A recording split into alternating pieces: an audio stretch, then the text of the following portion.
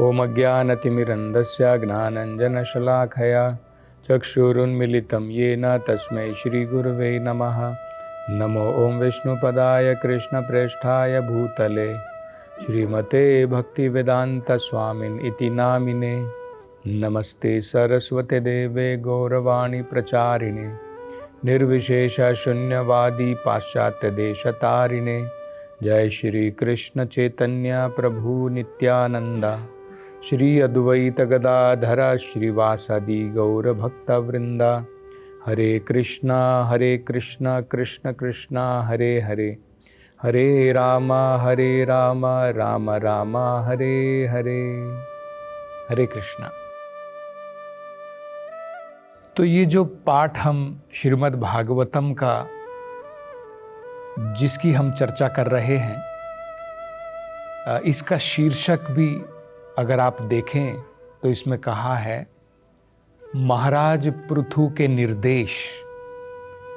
तो महाराज पृथु जो हैं अपनी जनता को, अपनी प्रजा को कुछ बड़े महत्वपूर्ण निर्देश दे रहे हैं जो हम सब के लिए अत्यंत महत्वपूर्ण है।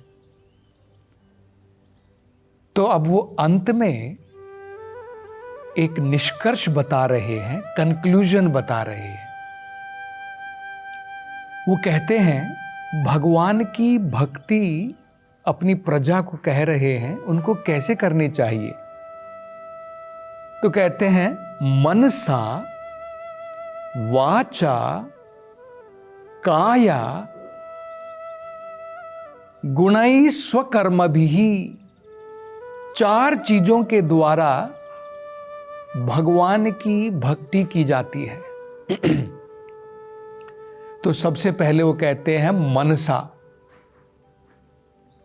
मतलब अगर हमारा मन इधर उधर भटक रहा है तो बहुत मुश्किल होगा भगवान की भक्ति करने के लिए। सबसे पहले मन को भगवान में लगाना है।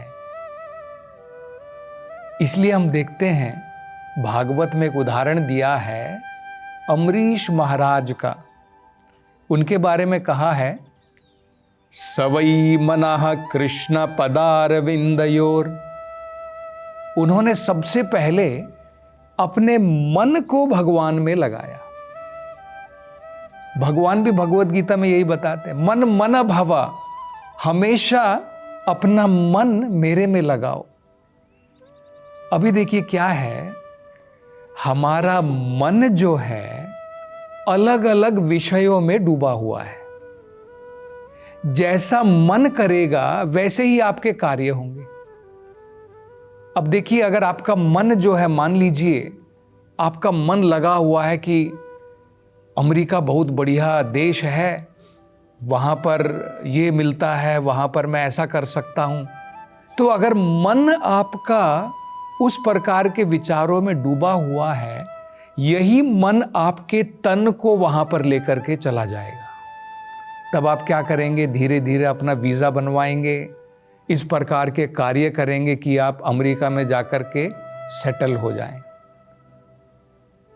तो मन का लगाना बहुत महत्वपूर्ण है। भगवत गीता में ये भी बताया है, जैसे आपने देखा होगा एक दफ्तर के अंदर में, ऑफिस में एक मैनेजर होता है और कर्मचारी होते हैं। अगर मैनेजर नहीं है तो कर्मचारी लोग जो हैं उनको संभालने वाला कोई नहीं रहता है, सब अपनी मनमानी करेंगे। तो ठीक इसी प्रकार से हमारे शरीर में मन हमारा मैनेजर है। मन के द्वारा ही सारी इंद्रियों को हम कंट्रोल में कर सकते हैं। मान लीजिए आप सड़क पर चले जा रहे हैं और आप देखते हैं कि कहीं पर बड़ा पोस्टर लगा हुआ है और कहीं पर बड़ी फिल्म चल रही है भौतिक विषयों के ऊपर। तो हमारा मन जो है हमारी आंखों के द्वारा उस तरफ खींचता है। तो हमें क्या करना है, अपने मन के द्वारा अपने विचारों को कंट्रोल करना है। तो हमें विचार करना है कि मैं क्यों उस तरफ जाऊं। इसी प्रकार से अपनी जीभ जो है हमें अनेकों प्रकार की अछूत वस्तुओं को खाने के लिए जो है प्रेरित करती है, लेकिन मन के द्वारा हमें उसे कंट्रोल करना है, नियंत्रण में लाना है। तो इसलिए मन बड़ा महत्वपूर्ण बताया जाता है। सबसे पहले मन को भगवान की सेवा में लगा देना है। तो मन को कैसे लगाना है? हमेशा अपने मन में हमें जो है भगवान को याद रखना है। यही मंदिर जाने का सबसे महत्वपूर्ण कार्य है। जब हम मंदिर में जाते हैं, भगवान की वो छवि, भगवान की अर्चा विग्रह की रूप हमारे मन के अंदर में बैठ जानी चाहिए। इसलिए बड़े ध्यानपूर्वक दर्शन करने चाहिए। हम केवल मंदिर में जाकर के खड़े हो जाते हैं, बस ऐसे देख रहे हैं क्या चल रहा है। ध्यान पूर्वक भगवान के चरण कमलों पर लगाना चाहिए। भगवान ने क्या वस्त्र पहने हैं, भगवान की छाती कैसी है, भगवान ने क्या आभूषण पहने हैं, सब एक एक करके हमारा मन जो है भगवान में लीन होना चाहिए। इसी प्रकार से जब हम भगवान की कथाएं सुनते हैं, मन लगा करके सुनना चाहिए। शरीर से हम लोग बैठ जाते हैं, मन हमारा इधर उधर भटकता रहता है। तो ये पृथु महाराज कह रहे हैं भगवान की भक्ति कैसे करनी है? मनसा, सबसे पहले मन के द्वारा, बाद में कहते वाचा, अपने वचनों के द्वारा।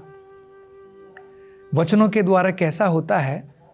आपने देखा होगा कि हम कहीं पर भी बैठ जाते हैं, सभा बना लेते हैं और तुरंत जो है अनेकों प्रकार के भौतिक विषयों के ऊपर हम चर्चा करनी प्रारंभ कर देते हैं।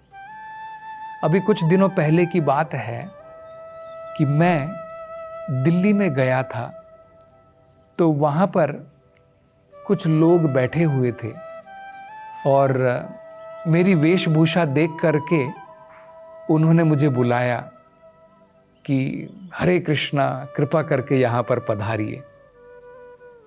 तो जस्ट मैं वहाँ पर कुछ चंद मिनटों के लिए वहाँ पर बैठा था और तुरंत वहाँ पर जो है एक व्यक्ति आया जिसके अनेकों प्रकार के जो है उसके मन के अंदर में अनेकों विषय थे। तो वहाँ पर आने के बाद में, इससे पहले कि मैं कुछ भगवान के बारे में बोलता, उस व्यक्ति ने अनेकों प्रकार के जो है राजनीतिक विषय, राजनीति में क्या चल रहा है, हमारे देश में ये हो रहा है, वो हो रहा है, तो अनेकों प्रकार के विषय उसने प्रारंभ किए। मतलब क्या है? लोगों का मन जो है अनेकों प्रकार के भौतिक विषयों में डूबा हुआ है। कहीं पर सिनेमा चल रही है तो हजारों हजारों लोग पहुंच जाते हैं, कहीं पर पॉलिटिकल रैली चल रही है, आपको हजारों लोग नजर आ जाएंगे, कहीं पर भगवान की कथा चल रही है, बड़े चंद लोग आपको जो है वहां पर मिलेंगे। तो इसलिए भगवान की कथाओं में मन लगाना चाहिए।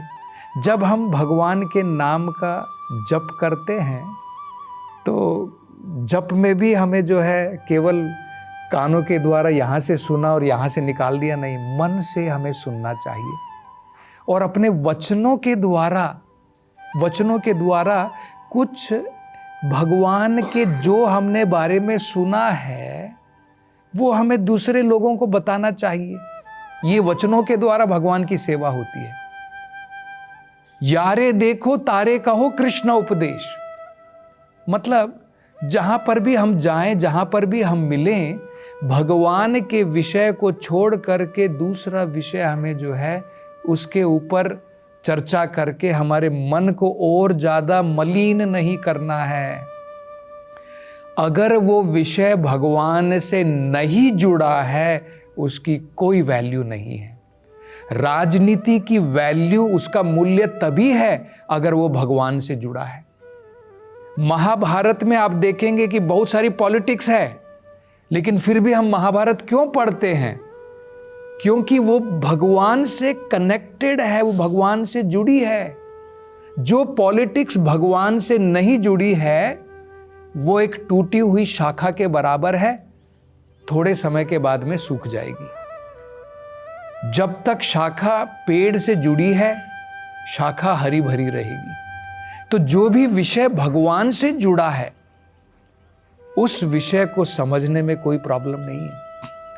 यहां पर जैसे हम महाराज पृथु के बारे में समझ रहे हैं, क्योंकि यह विषय भगवान से जुड़ा है, इसलिए। अन्यथा हमारा कोई इंटरेस्ट नहीं है महाराज पृथु कौन है, ये राजा कौन है।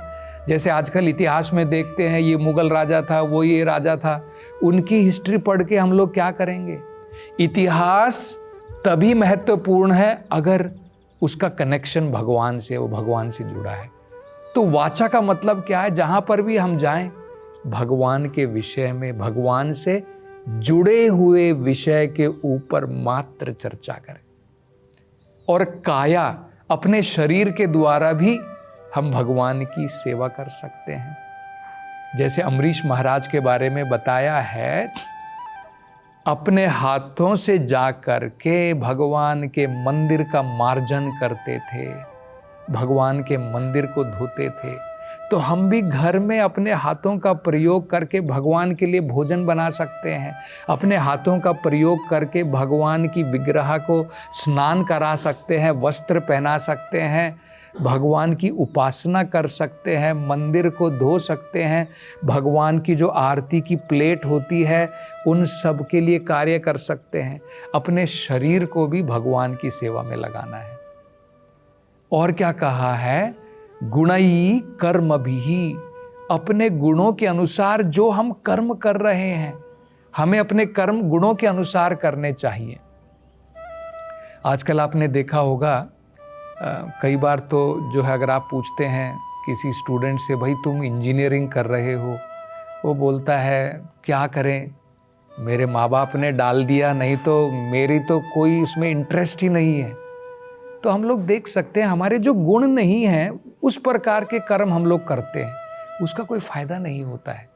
जिस प्रकार की हमारी इंक्लिनेशन है, जो हमारे गुण होते हैं, जो हमारी वृत्तियां हैं, उसके अनुसार हमें कर्म करना चाहिए, तब उसका फल बढ़िया होता है, वो हम इंटरेस्ट से कर पाएंगे। और इस कर्म के फलों के द्वारा उससे भी भगवान की सेवा हो सकती है। कोई कर्म ऊंचा नीचा नहीं होता है। हो सकता है कि किसी में महान बड़े बड़े गुण हो, जैसे ब्राह्मण के अंदर में जो है वो वेद का पाठन कर सकता है, लेकिन इसका मतलब नहीं है कि अगर कोई व्यक्ति क्षत्रिय है, कोई व्यक्ति वैश्य है, कोई शूद्र का काम कर रहा है, इसका मतलब ये नहीं है कि वो भगवान की सेवा, भगवान को संतुष्ट नहीं कर सकता है। तो यहाँ पर पृथु महाराज अपनी प्रजा से कह रहे हैं, इन 4 चीज़ों के द्वारा कोई भी भगवान की सेवा कर सकता है। मनसा, वाचा, काया, काया मतलब शरीर, और कहते हैं गुणः कर्म भी, अपने गुणों के अनुसार जो कर्म कर रहे हैं, उस कर्म के द्वारा भगवान की पूजा करनी चाहिए, उस कर्म के द्वारा भगवान की संतुष्टि करनी चाहिए। लेकिन वो कहते हैं 2 बड़े महत्वपूर्ण चीज़ हैं। कोई भी व्यक्ति अपने कर्म के द्वारा भगवान को संतुष्ट कर सकता है केवल तभी अमायिनः।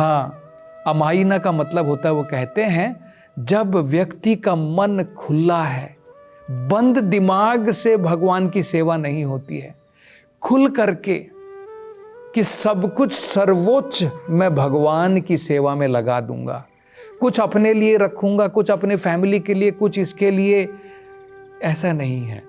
सब कुछ हमें जो है अपना तन, अपना धन, अपना मन, अपने परिवार के लोग, सबको भगवान की सेवा में अर्पित करना चाहिए।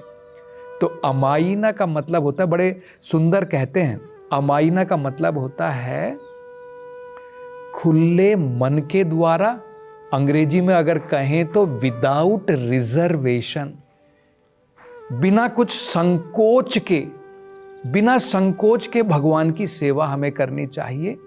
कुछ ऊंचा नीचा भगवान की सेवा में नहीं है। सभी प्रकार के कर्म जिसके द्वारा भगवान की संतुष्टि होती है, सभी प्रकार के कर्म यशस्वी होते हैं।